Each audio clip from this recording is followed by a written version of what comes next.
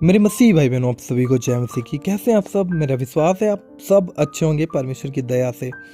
तो आपके मन में भी एक क्वेश्चन होता होगा कि प्रभु यीशु मसीह के सामने हम इतनी प्रार्थनाएं करते हैं, कई बार हमारी प्रार्थनाओं के उत्तर आते हैं, कई बार उत्तर नहीं मिलते हैं और कई बार बहुत देरी से उत्तर मिलते हैं। तो क्या परमेश्वर हमारी प्रार्थना देर से सुनता है, या फिर हमारी प्रार्थना परमेश्वर के पास पहुंचती नहीं है, या फिर बहुत सी आपके मन में सवाल आते होंगे। तो मेरा विश्वास है कि आज की वीडियो अगर आप देख लेते हैं तो आपके माइंड के जो सारे डाउट हैं वो सारे डाउट क्लियर होने वाले हैं कि खुदा हमारी प्रार्थना को सुनता है या फिर नहीं सुनता है। अगर सुनता है तो इतना लेट उत्तर क्यों मिलता है?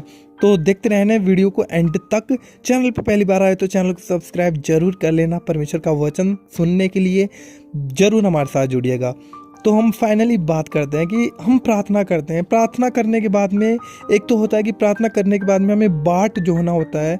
और बाट जोहने का ये मतलब नहीं है कि हम खुदा के सामने एक बार किसी चीज़ के लिए प्रार्थना कर दी और फिर हम उसके बाद में कभी हम प्रार्थना नहीं कर रहे हो उस विषय के बारे में। तो वचन कहता है कि निरंतर हमें प्रार्थना में लगे रहना है। प्रार्थना में लगे रहने का मतलब कि जिन विषय के लिए हम खुदा से प्रार्थना करते हैं निरंतर करना है हमें।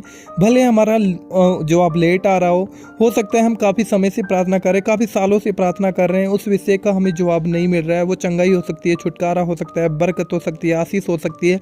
तो वचन तो ये कहता है कि हमें निरंतर प्रार्थना में लगे रहना है। और निरंतर प्रार्थना में लगे रहने का मतलब ये नहीं कि जिस विषय में हम प्रार्थना कर रहे हैं, खुदा से मांग रहे हैं, उस विषय में हमें विश्वास भी रखना है और धीरज रखना है। वचन कहता है कि सबोपदेशक में लिखा है कि परमेश्वर ने हर एक चीज़ का एक नियत समय रखा है, एक नियत समय, कि जिस समय पे खुदा हमें ब्लेस करेगा वो उसी समय पे करेगा। लेकिन दो रीजन में आपको आज बताने जा रहा हूँ। दो रीजनों की वजह से एक तो हमारे जो प्रार्थना है वो लेट हो जाती है और कई बार हमारे जवाब ही नहीं आते। बाइबल कहती है कि एक तो जब हम खुदा के साथ वफादार होकर प्रार्थना कर रहे हैं, मतलब हर एक आज्ञा में परमेश्वर के साथ जुड़े हुए हैं, लेकिन वचन कहता है कि अगर तुम सब आज्ञाओं में वफादार हो और एक में भी तुम आज्ञाकारी ना ठहरे तो तुम्हारी प्रार्थनाएं व्यर्थ हैं, सब कुछ व्यर्थ है। लेकिन अगर हम वफादार होकर भी खुदा के सामने प्रार्थना कर रहे हैं कि हम परमेश्वर की आज्ञाओं पर निरंतर बने रह रहे हैं, विश्वास भी रख रहे हैं, धीरज भी रख रहे हैं, तो आपको सिर्फ बाट जोड़ना है और धीरज रखना और निरंतर आपको उस विषय में प्रार्थना करते रहना है। अकॉर्डिंग टू बाइबल आप अगर परमेश्वर के साथ वफादार हैं, हर एक चीज़ में खुदा के साथ वफादारी के साथ चल रहे हैं, और अगर आपकी लाइफ में उस प्रार्थना का उत्तर बहुत धीरे मिल रहा है या फिर काफ़ी समय से आप प्रार्थना कर रहे हैं नहीं उत्तर आ रहा होगा, तो बाइबल कहती है कि हर एक चीज़ के लिए परमेश्वर ने नियत समय रखा है। लेकिन जो समय अगर आपकी लाइफ में वफादार होते हुए भी परमेश्वर के साथ आप वफादार हैं, फिर भी आपकी प्रार्थना का जवाब लेट हो रहा है, तो आप समझ लेना कहीं ना कहीं परमेश्वर आपके जीवन में एक बड़ा कार्य करने पर है, एक बड़ी ब्लेसिंग, परमेश्वर एक बड़ी गवाही के साथ आप खड़ा करने जा रहा है। तो एक इस चीज़ के लिए तो आपको बाट जोना है। और एक दूसरा रीजन होता है कि जब हम प्रार्थना करते हैं और प्रार्थना करने के बाद में हमें प्रार्थना की उत्तर के लिए वेट करना है। अब वेट करने का मतलब ये नहीं है कि मैंने प्रार्थना कर दी और मैं शाम तक उस प्रार्थना के विषय में एक बार भी खुदा को नहीं कह रहा हूँ कि मुझे इस चीज़ की ज़रूरत है। वचन कहता है कि हमें निरंतर प्रार्थनाओं में लगे रहना है, निरंतर। और प्रार्थना करने के बाद में हमें ऐसे नहीं कि संसार में चले गए और सांसारिक काम कर रहे हैं। वचन कहता है कि प्रार्थना करने के बाद में हमें आत्मा में प्रार्थना करते रहना। आत्मा में हमें परमेश्वर से जिन चीज़ों को चाहिए, परमेश्वर हमें निरंतर उन चीज़ों के लिए मांगते रहना है। तो और हमें अंगीकार करना सही बातों का, कि हाँ जिस विषय में हमने प्रार्थना करी उस बातों का अंगीकार करना अपने मुंह से। वचन कहता है कि जैसे हम अपने मुंह से बोलते हैं वैसे हमारे लिए हो जाता है, और हम अपनी जुबान के फल के सृजनहार हैं, हम जैसे बोलेंगे वैसे हमारे लिए हो जाएगा। तो निरंतर एक तो हमें उस प्रार्थना के विषय में निरंतर सही बातों का अंगीकार करना है, पॉजिटिवली अंगीकार करना है, और निरंतर हमें प्रार्थना में बने रहना है। एक तो होता है, देखिए मैं आपको बताने जा रहा हूँ, दाऊद कहता है कि जैसे मैंने पुकारा खुदा ने मेरी प्रार्थनाओं को सुन लिया। तो परमेश्वर तो हमारी प्रार्थना तुरंत सुन लेता है। कई बार हम प्रार्थना करते हैं और हमें लगता है कि क्या पता खुदा हमारी प्रार्थना सुनता है या नहीं सुनता है। हम इतने समय से प्रार्थना कर रहे हैं, आज मैंने प्रार्थना की, चंगाई की, छुटकारे की, कोई भी मुझे जवाब नहीं मिल रहा है। तो लेकिन वचन कहता है कि जैसे हमने पुकारा उसी वक्त परमेश्वर ने हमारी प्रार्थना सुन ली। अब मैं आपको बताने जा रहा हूँ, इस चीज़ को आपको फॉलो करना है। मान लीजिए आप किसी चंगाई के लिए प्रार्थना कर रहे हैं और प्रार्थना करने के बाद में आप अगर उस प्रार्थना को भूल गए और आप निरंतर प्रार्थना नहीं कर रहे हैं उस विषय में, तो मैं आपको बताना चाहता हूँ, वचन कहता है कि जैसे हम प्रार्थना करते हैं खुदा के पास स्वर्ग में प्रार्थना पहुँचती है, और उससे पहले वचन कहता है कि आकाश में अंधकार की शक्तियाँ अपना डेरा जमाए हुए है। शैतान हमारे आकाश में रहता है, और जब हम प्रार्थना करते हैं तो वो प्रार्थना हमारी परमेश्वर के पास स्वर्ग में जाने से पहले उस शैतान के पास जाती है, उस शैतान के मतलब आकाश से गुजरती है वो प्रार्थना। तो उस वक्त वो शैतान, अगर हमारे मन में खराई और बुराई कुछ भी होगी, अगर हमारे मन में खराई नहीं है, बुराई है, तो अगर हम प्रार्थना कर रहे हैं बुरे मन के साथ, बुरे विचारों के साथ, और किसी को गलत चीज़ों के लिए प्रार्थना कर रहे हैं, तो कहीं ना कहीं उन प्रार्थनाओं को शैतान परमेश्वर के पास पहुंचने तक भी नहीं देता। इस बात को समझना है। लेकिन अगर हम पवित्रताई के साथ प्रार्थना कर रहे हैं और सच्चाई और खराई के साथ प्रार्थना कर रहे हैं, तो वो प्रार्थना हमारी परमेश्वर के पास जाएगी, शैतान उसको छू भी नहीं सकेगा। लेकिन जब परमेश्वर प्रार्थना हमारी तुरंत सुन लेता है, तो हमारा छुटकारा जो मांगते तुरंत हमें परमेश्वर देता है। लेकिन जैसे ही परमेश्वर वहाँ से हमारी आशीष, चंगाई, बरकत, कुछ भी हो सकता है, जो भी आप प्रार्थना कर रहे हैं, वो परमेश्वर तुरंत वहाँ से रिलीज कर देता है। एक तो होता है एक नियत समय, अगर किसी चीज़ की हमें तुरंत ज़रूरत है तो परमेश्वर हमारी तुरंत प्रार्थना को सुनता है, तो वो तुरंत हमारी प्रार्थना को सुनकर हमें उत्तर देता है।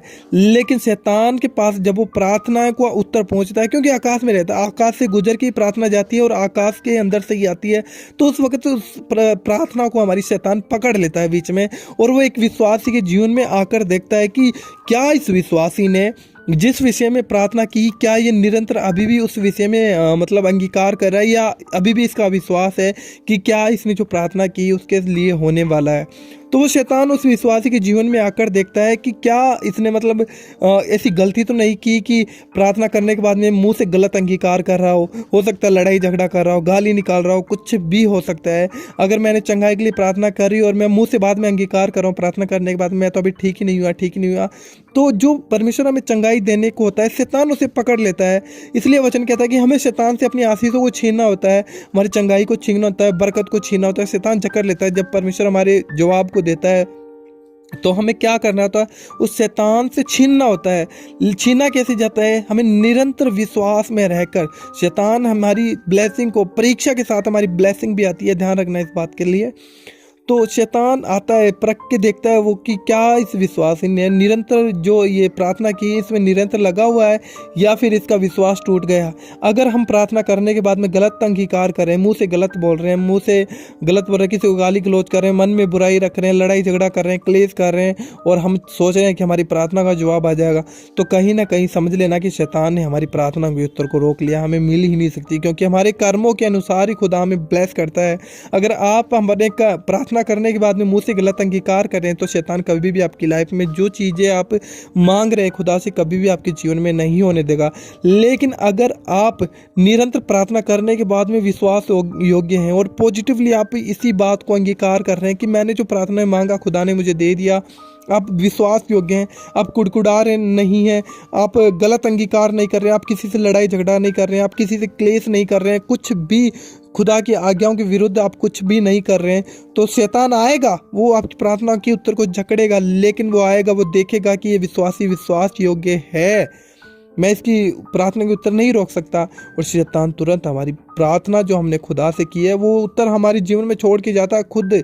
लेकिन कहीं ना कहीं अगर हम प्रार्थना करने के बाद में गलत बातों का अंगीकार कर रहे हैं, गलत चीज़ें कर रहे हैं, और प्रार्थना करने के बाद में एक बार प्रार्थना कर ली, उसके बाद में हम एक बार भी खुदा को नहीं बताया कि खुदा हम इस विषय के लिए प्रार्थना कर रहे हैं, खुदा ने तो हमारा उत्तर दे दिया, लेकिन शैतान तो आके देखेगा कि क्या ये भूल गया प्रार्थना करने के बाद में। और शैतान कभी भी ये नहीं चाहेगा कि खुदा की ब्लेसिंग हमारे जीवन में रुके। इसलिए एक विश्वासी को चौकस रहना है कि शैतान उसके जीवन में कार्य ना करे, उसकी प्रार्थनाओं के उत्तर ना रोके। इसलिए आज एक विश्वासी प्रार्थना तो करता है, लेकिन अपने मुंह के गलत अंगीकार के वजह से, अपने व्यवहार की वजह से, अपने अविश्वासी होने की वजह से, प्रार्थना में जितनी देर प्रार्थना में उतनी देर तो हमने विश्वास किया, लेकिन अगर प्रार्थना के बाद हमने विश्वास नहीं करा, प्रार्थना के उठने के बाद प्रार्थना, तो शैतान कहीं ना कहीं हमारे जीवन में बरकत, आशीष, चंगाई, छुटकारा नहीं आने देगा कभी भी। मान लीजिए आपने अपने पास्टर से प्रार्थना करवाई कि खुदा पास्टर जी मुझे प्रार्थना करिए मेरे लिए कि मुझे यहाँ पे दर्द हो रहा है। अब पास्टर ने जितनी देर प्रार्थना की आप उतनी देर विश्वास कर रहे हैं कि हाँ मैं चंगा हो चुका, लेकिन जैसे ही पास्टर जी ने प्रार्थना करने के बाद में फ़ोन को डिस्कनेक्ट किया या फिर कैसे भी पास्टर जैसे ही दुआ प्रार्थना करने के लिए, क्या अब आपको विश्वास रखने की ज़रूरत है?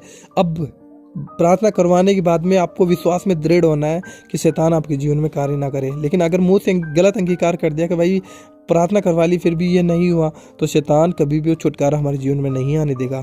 एक विश्वासी को ये बातें समझना बहुत ज़रूरी है। इसलिए आज हमारी चंगाई नहीं होती, छुटकारे नहीं होती और हमें लगता है कि खुदा हमारी प्रार्थनाओं को सुनता नहीं है, खुदा ने तो हमारी प्रार्थनाओं को सुना ही नहीं है, इतनी देर क्यों लग रही है, कुड़कुड़ाने लगते हैं और इसी कुड़कुड़ाने की वजह से शैतान हमारे जीवन में कार्य करता है और एक विश्वासी फंसता है, समझ तक नहीं पाता। इसलिए खुदा आज आपसे कहना चाहता है कि प्रार्थना करो, लेकिन प्रार्थना के विषय में निरंतर पॉजिटिव अंगीकार करते रहो कि शैतान की युक्तियों को तो हम जानते हैं, लेकिन शैतान की युक्तियों में फंसना नहीं है। हम सब कुछ जानकर भी अगर मुँह से गलत अंगीकार करें तो शैतान कैसे फिर हमारे जीवन में बरकत, आशीष, छुटकारे, हमारी प्रार्थनाओं को उत्तर आने देगा? कभी भी नहीं आने देगा, क्योंकि शैतान तो यही चाहता है कि हम दीन और दरिद्र पड़े रहें, दुखों में पड़े रहें, क्लेश में पड़े रहें, घटी में पड़े रहें और एक छोटा सा मौका शैतान के को काफ़ी है। और शैतान यही चाहता है कि हम छोटी सी गलती करें और हमारी आशीष बरकत चुरा के ले जाए, क्योंकि शैतान चोरी करने, घात करने और नष्ट करने को आता है। आज हमें ये बातें समझनी बहुत ज़्यादा ज़रूरी है और मेरा विश्वास है आज का एक छोटा सा मैसेज आप लोगों को बहुत ब्लेस कर चुका है। और आज के बाद में आप प्रार्थना करेंगे, लेकिन प्रार्थना के विषय में निरंतर आप वफादार रहेंगे कि जब तक खुदा आपकी प्रार्थना का उत्तर ना दे दे। तो हमारे ही हाथ में, हमारी चंगाई, बरकत, छुटकारा सब कुछ हमारे विश्वास के हाथ में, हमारे हाथ में। तो प्रभु आपको सबको ब्लेस करे। God bless you. जय मसीह की।